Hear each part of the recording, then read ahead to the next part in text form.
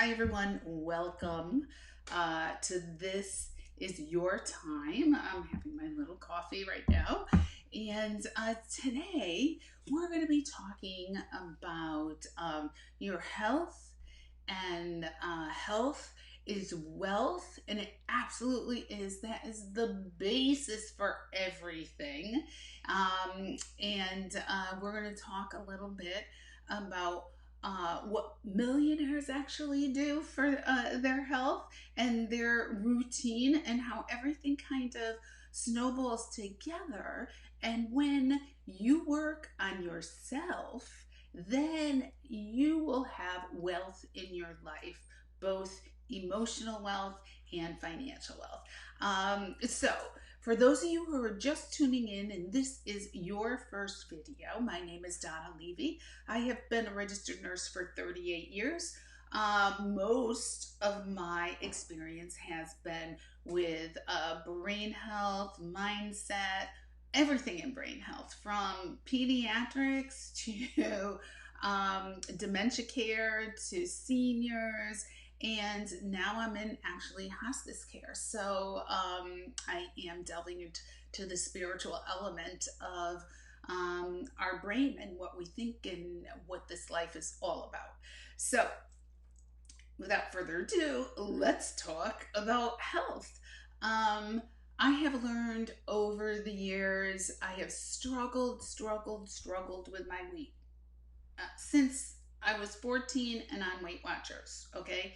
And I still never really lost weight, okay? I would lose it only to gain it back. Um, I would, go on a diet, and then when I started eating what normal people for, America eats, I would always gain it all back. It was just crazy. And I was miserable because my mental health was attached to the number on the scale. So that is the first lesson in life. Do not attach yourself to numbers. What are the two major numbers that affect our self esteem? Our bank account number, and that gives us what our worth is. Do not do that, because you can always change that. And number two, our weight. And I think that's an American thing, because I know a lot of Europeans, and I have friends from Colombia and Cuba, and they are not afraid to step on the scale. So it's a psychological thing that happens in the United States that says that your self-worth is attached to how much you weigh. And that is just a crazy way of thinking. No one ever comes up to me and asks me, no one has ever come up to me and asked me, how much do you weigh? Even the doctor kind of doesn't really care, you know? So it's just something that they have to fill in on the sheet. But what the doctor does care about is our nutritional balance, if we are at a kind of healthy weight, so that we are not going to get diabetes, heart disease, kidney disease, and dementia. Did you know that dementia is now considered type 3 diabetes? Yes, it is. And I'm not going to get passionate about it, but one of the reasons is not our fault. It's because sugar shows up in every single product we have.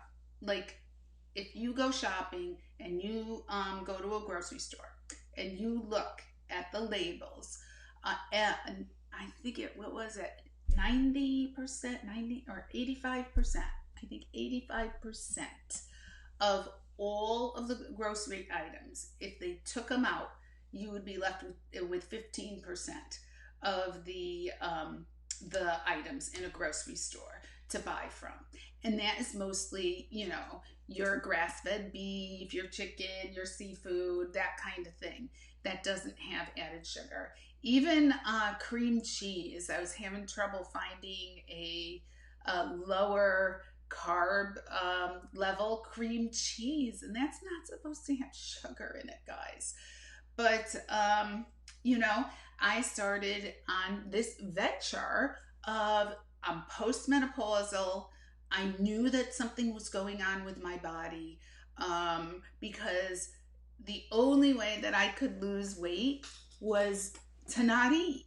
And guess what? That's not in congruence with life. You have to eat. So I was out on a venture to really test my body. It was a chemistry experiment. And so Thomas DeLauer, who does the keto, and I'm all about brain health, and keto was the first brain health diet for people who were having complicated seizures. And it seemed to take away their seizures. So, but since then, people were able to go on the keto diet, and they decrease their brain fog, they decrease their body fat, they increase their energy. Why? Because our bodies were meant to live like that. Our bodies were not meant to have carbohydrates from bread, rice, pasta, or sugar. I mean, we are emotional eaters. We celebrate every great event and every sad event with cake, cookies, pastry, all that, because it brings us happiness. And why does it bring us happiness? Because that sugar has what they call a bliss spot, which scientists have examined, and they have put the right amount of sugar in all of these items so that it triggers a dopamine response in our brain, which is the feel good. So if you want to feel great on a super holiday, you're going to eat sugar. So that is how that all developed. Now, adding sugar and celebrating with these things, that is, just an American way. It's not just American, it's European too. However, Europeans, they like French, they eat a lot of like heavy cream and stuff. They don't have the additives. They don't have the corn syrup in their items. And I did a live on the corn syrup thing. Our body doesn't know what to do with it, stores it in our fat, we become inflamed, and then we get diabetes, heart disease, dementia, kidney disease, all those kind of age-related diseases that, we think we have. But now even our children are inflamed, overweight, because they're bombarded with this sugar and the corn syrup, and their bodies don't know how to handle it or do it. And so they become inflamed and they're obese and they get diabetes too. So, it's all up here. I know it's really, sugar is an addiction, and it's a real addiction. They showed MRIs and of the brain, and when somebody eats sugar, what areas light up, and it's more than a person who has taken cocaine. It's more. So it's a dangerous, dangerous thing. It's a drug. So if you can at all decrease your sugar intake or eliminate it altogether, you will see that you will lose weight and your brain fog will lift and you will get much more energy. I am coaching several people on weight loss and putting them on the intermittent fasting protocol and decrease their carbs or go keto. So, and keto has carbs in it, and keto has a fat limit, that you're supposed to have every day. It's not a free for all. It's not going to McDonald's and just taking off the bun. It's healthy, organic, balanced meals, okay? And you can have 1,000 to 2,000 calories a day. It's not a calorie counting thing, and it is very individual. So you really need to have someone, a coach, or some group of people that you can bounce questions off of and whatnot. So So this girl started, I said, cut out your fruit. We're not meant to have fruit every day, guys. It's a modern thing that we have fruit available to us. And, when our ancestors lived, they ate fruit when they could get it. But it has a lot of sugar in it. And yes, it acts just like the white stuff, guys. So people that tell you that it doesn't are fibbing to you. Um, so this girl, she just cut out fruit and her bread, rice, pasta. She lost almost 7 pounds in a week. So it can be done, and she doesn't have much to lose. She only has like 15, 20 pounds to lose. So she's doing great. And that is how much of an influence, how much of an inflammation effect that it can have on the body for everyone. This is not just an old people's thing, although postmenopausal, this works fabulous. I have a Facebook group, a nurse's take on health, on today's health, and it's free, so you guys can go and look at it. I have tons of videos on it. I have Thomas DeLauer, who is great at bio engineering techniques of your diet and what's happening cellularly in your body. He's also lost 100 pounds with keto and intermittent fasting, and he is a celebrity coach. I also have videos from Dr. Fung, who is a nephrologist who decided that this is not right what the American Diabetic Association has done.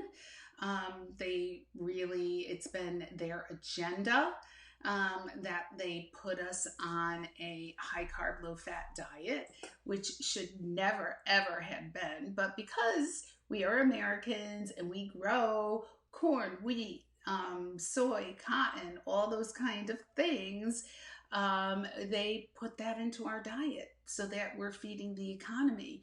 But all those things are bad, bad, bad for us. Really, really bad. And it's making us sick. And I think of all of my patients, all of my diabetic patients that have lost legs, lost toes, lost fingers, lost their eyesight, because they were following the American diabetic diet's diet. It's just insane. And it gets me crazy. I'm not getting crazy on this one. But, it's not true. Take it from me. Low carb, low fat diet is totally the way to go for us, our bodies, our human beings who are hunters and gatherers. Also, intermittent fasting. We are not made to eat every 3 hours. We are not made to do that. Every time we eat, our insulin goes up, and insulin is a fat-sparing hormone. So what happens with that is that we never tap into any stored fat that we have. So we just keep getting fatter and fatter and fatter and fatter and getting heart disease and diabetes and dementia and kidney disease. I was talking about Dr. Fung. Dr. Fung is a nephrologist, and he has written several books, and his most famous book is The Obesity Code. He had been in practice for 10 years, and then all of a sudden he decided to that he was sick of taking care of sick people. He's like, we're not getting to the problem. I'm just putting band-aids on people who are diabetic and need dialysis. So he really delved into how to reverse this diabetes that's killing thousands and thousands of people a year.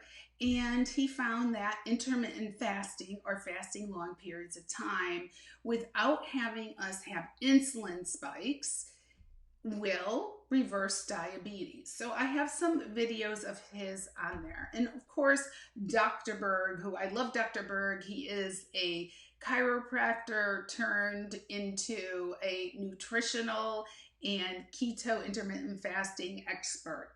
And so between those three, that is your magic pill, and the magic pill happens to be one of the videos. So which you should watch, and Dr. Perlmutter is on there. On Amazon, there's tons of videos on what we should be eating. And this was the diet of in 1920s all the way up to 1950s. And when you think of that, 1940s, 1930s, women's waists were like 18 inches. So there's your evidence. What happened since then is we put sugar in everything. Everything. My husband was having a like a pepperoni sausage, and I look at the label. It says 0 carbs, but then it has dextrose in it. Dextrose is sugar. So no, start by trying intermittent fasting.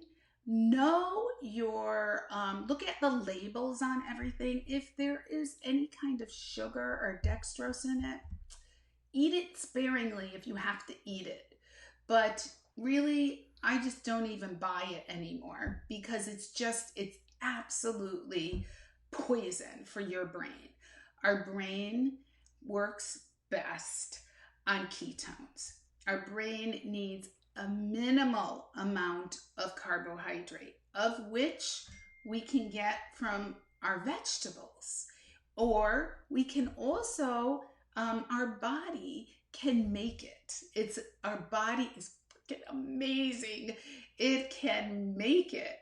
So it just cuts off some hydrogen atoms from our proteins and sends that glucose right up to our brain, our glucagon. Okay, so it's just, our body's amazing. It takes care of itself, but you have to take care of it. You have to feed it the most beneficial foods for it to run efficiently and fast. The other thing is that intermittent fasting is fabulous. Everybody's like, oh my God, I gotta go without eating. Well, guess what? You're not really going without eating, because your body taps into your fat stores. So you're getting rid of your fat stores. Everybody wants to get rid of their fat stores, guys. So when you're hungry, when you're fasting, it's not really that your body's starving. All it is your ghrelin level. That's a little hormone that gets released when you eat. That gets released, stimulates your hunger so that you will eat. And it's kind of like has like a little circadian rhythm, a little clock inside of you. So it only elevates for about a half an hour. So if you start feeling hungry and you want to fast, go and have something to drink, watch a video, read a book, clean something. In a half an hour, that will be gone. The hunger subsides. I mean, haven't you ever been like working or busy and you can't get to food and you're hungry, but you can't eat? So, and then an hour later you can eat and you're like, I'm not even hungry now. That's exactly what I'm talking about. It's just that little hormone that tells us when we're hungry. So, it's really, our body is interesting. When we fast, we heal ourselves. We actually get to heal ourselves. We increase our HGH so that we're not attacking our muscle. You do not attack your muscle. You have to be malnourished for months before you attack your muscle to any extent, okay? And so what happens is our HGH goes up, so it protects our muscle, or it ends up replacing our muscle mass. So you can get muscle mass and still do intermittent fasting. If you go a little longer, you create autophagy or autophagy, which means that your body actually starts to eat the bad cells in your body. Yeah. So that's really great. If you have any like precancerous cells or anything like that, it will go in and eat up all the crap in your system. Then you can actually recreate stem cells. Your body reproduces stem cells when you go a little longer. And then when you get into like the 3 day, 5 day fasts that people do, you can actually repair your telomeres. And telomeres are part of our genes that they're like shoestrings, and the ends tend to unravel as we age. And so if you want an anti-aging type of a benefit, and you want to repair those telomeres, then you need to do a longer fast, at least like 60, 70 hours. Some people take the 5 day fast, which you hear a lot about. And there is total medical evidence on everything I'm saying. And there have been physicians who have been promoting this, who have been brought up on charges because it was going against the American Diabetic Association's food pyramid, which should be turned around. So it's up to you to take care of your health. If you take care of your health, you are going to have a better mind, a better brain. You are going to get rid of that dementia. You're going to, turn back the hands of time. If you want to, starve off that dementia till like you're 100 years old or whatever, then this is the road to go. We can repair joints. I mean, my knees were a mess and my knees are great now. And I attribute that to my intermittent fasting because I was able to build some stem cells. And I didn't need to go and pay $14,000 to an orthopedic guy to inject them. so that's great. So it saves the money. I just can't say enough about making your body healthy, making your brain healthy, and it's all in our mind. We can reprogram our mind. Remember neuroplasticity, and we can become that healthy, wealthy person that we long to be. It's absolutely attainable. Just reach out your hand and grab it. Don't let fear, we become fearful when we want to change a habit. It's not difficult. There are many groups to get support with. I'm always available to support people on their journey. So, just go to my page. It's free. You get to check it out. Remember, it's a nurse's take on health today, or today's health. Today is health, okay? And smashing insulin resistance after 40. There is definitely a difference in our bodies and how our hormones work, and how we gain weight and lose weight. And it's scientifically proven, and I have done it. I've hacked my body. So I hope everybody has a wonderful Wednesday. Be healthy, be wealthy, and we'll see you tomorrow on another This Is Your Time. Use it wisely. Okay, take care. Bye-bye.